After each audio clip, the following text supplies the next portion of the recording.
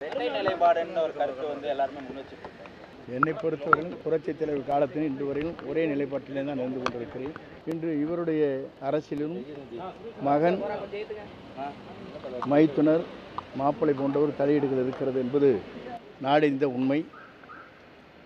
ஒருவருடைய வாழ்க்கையை பொறுத்தவரையிலும் அரசியலில் தன்னால் முடியாததை முடியும் என்று சொல்லி தன்னையும் ஏமாற்றிக்கொண்டு மற்றவர்களையும் ஏமாற்றக்கூடாது என்பதுதான் தத்துவம்.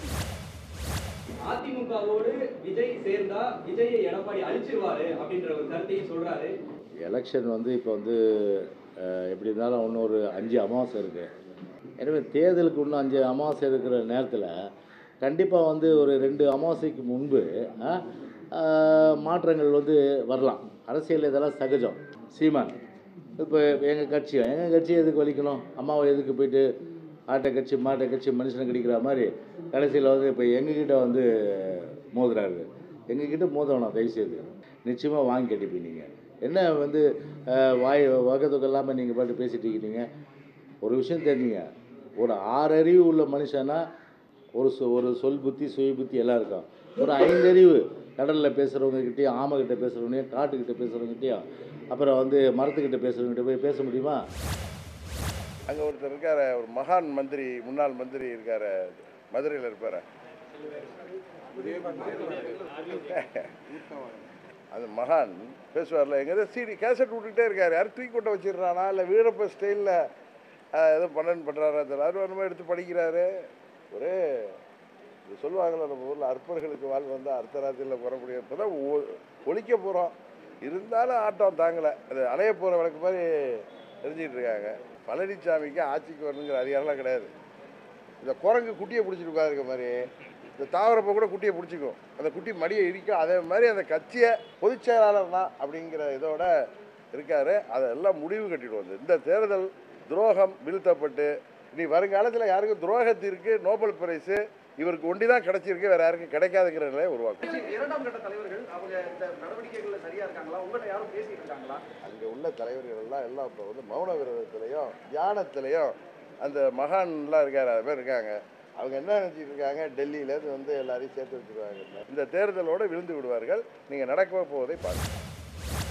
அதிமுகவை காப்பாற்ற வேண்டிய கடமை அமமுகவுக்கு இருக்கிறது என்று புதிய அவதாரம் எடுத்ததைப் போல, அவர் ஏதோ இப்போதுதான் கட்சி தொடங்கியதைப் போல, இப்போதுதான் அந்த கட்சிக்கு கொள்கையை வகுத்ததைப் போல அவர் ஒரு புதிய விளக்கத்தை கொடுத்திருக்கிறார்கள். ஆகவே இது பழைய பிரிண்ட்டு புதிய படமாக அவர் வெளியிட்டிருக்கிறாரு. அதனால் இந்த படம் ஓடாது. அவர் எத்தனை புதிய வடிவங்களில் ஒரு பழைய பிரிண்ட்டை வெளியிட்டாலும் ஒன்றும் மக்களிடத்தில் வரவேற்பு கிடையாது. அதிமுகவை காப்பாற்றுங்க அப்படின்னு யாரும் அவர்கிட்ட போய் முறையிட்டதா எங்களுக்கு தெரியல.